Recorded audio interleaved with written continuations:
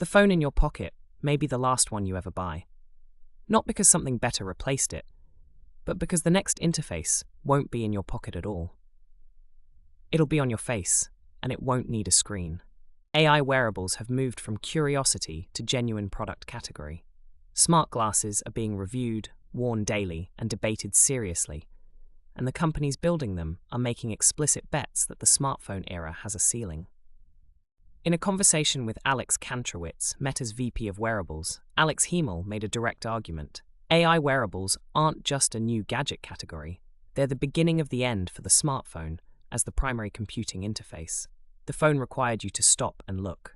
Glasses let AI live where you already are, seeing what you see, ambient and continuous. Hands-on reviewers push back on the timeline. Marques Brownlee found the Meta Ray-Bans genuinely useful, but useful in a narrow way, handling quick voice queries and calls, not replacing the screen-dependent tasks that dominate most people's phone use. Nathie, after extended use, concluded the glasses work best as a complement, and raised a pointed question about whether to wait for Apple's inevitable entry before committing to any wearable ecosystem. Here's where Himel and Kantrowitz genuinely split.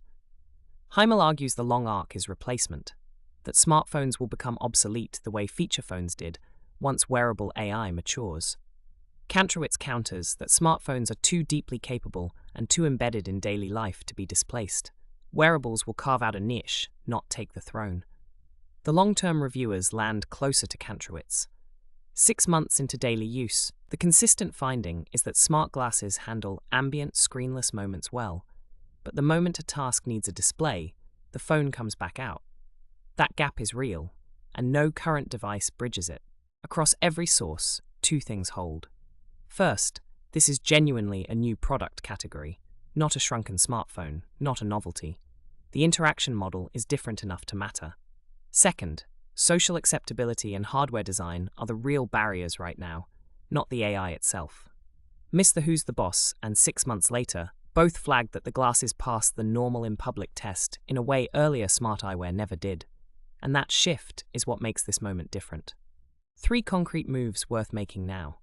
First, try a current AI wearable. Meta Ray-Bans are the most accessible entry point, for at least a week. Not a demo, a week. That's the threshold where reviewers consistently report whether ambient AI feels natural or intrusive. Second, audit your own screenless phone interactions. Timers, quick messages, factual questions, anything you do without actually looking at your phone. That list is where a wearable could slot in today, without asking you to change anything. If breakdowns like this are useful, subscribing means you won't miss the next one. Third, watch the hardware announcements over the next 12 months. The reviewers tracking Meta and the broader field consistently flag that the design iteration cycle right now is fast. What's true about capability and comfort today may shift quickly. Here's the forced choice. Do you think AI glasses will replace your smartphone within 10 years, or will the phone still be your primary device? Argue your case below. All source links are in the description.